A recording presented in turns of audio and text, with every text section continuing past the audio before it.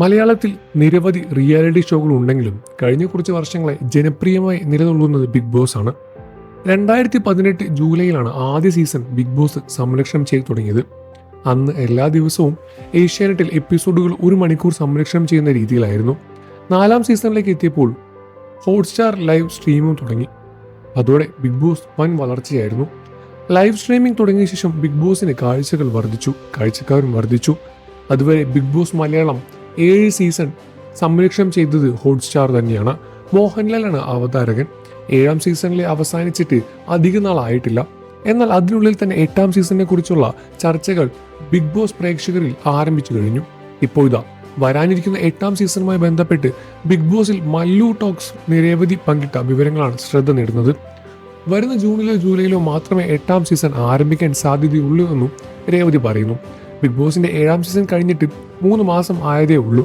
അതിനിടയിൽ തന്നെ 8ാം സീസണിനെ കുറിച്ചുള്ള ചോദ്യങ്ങൾ വന്നു തുടങ്ങി. പണ്ടൊക്കെ വിഷു, പെരുന്നാൾ സമയത്തായിരുന്നു ബിഗ് ബോസ് തുടങ്ങുന്നത്. കഴിഞ്ഞ സീസൺ ഓണവും ദീപാവലിയുമൊക്കെ ഉണ്ടായിരുന്നു. പക്ഷേ എപ്പോഴാണ് നടക്കുന്നത് എന്ന് പോലും ആരും ഓർക്കുന്നില്ല. പുലിക്കളി വൈറലായതോടെയാണ് അതുമാത്രം ഓർമ്മയുള്ളത്. 8ാം സീസൺ ആരംഭിക്കാൻ തുടങ്ങി ജൂൺ, ജൂലൈ, ഓഗസ്റ്റ് ആകുമെന്ന് എനിക്ക് തോന്നുന്നു. പങ്കെടുക്കാനുള്ള സെലിബ്രിറ്റീസ് ഒക്കെ ബിഗ് ബോസിൽ നിന്ന് വിളിച്ചു തുടങ്ങിക്കാണും.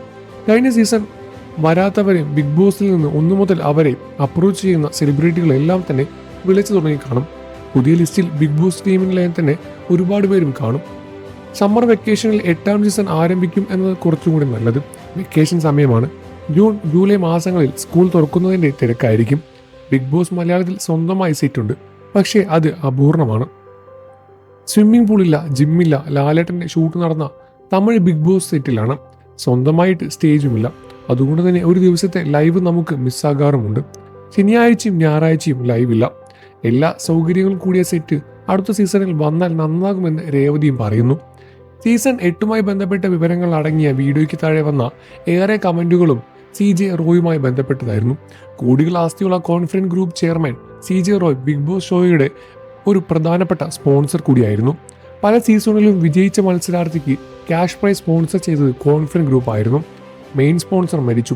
ഇനി ബിഗ് ബോസ് മലയാളം ഉണ്ടാകുമോ എന്നായിരുന്നു ഏറെയും ചോദ്യങ്ങൾ.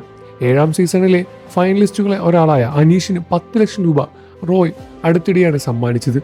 അന്നത് വലിയ കാര്യമായെല്ലാം തന്നെ ചെയ്തിട്ടുണ്ടായിരുന്നു.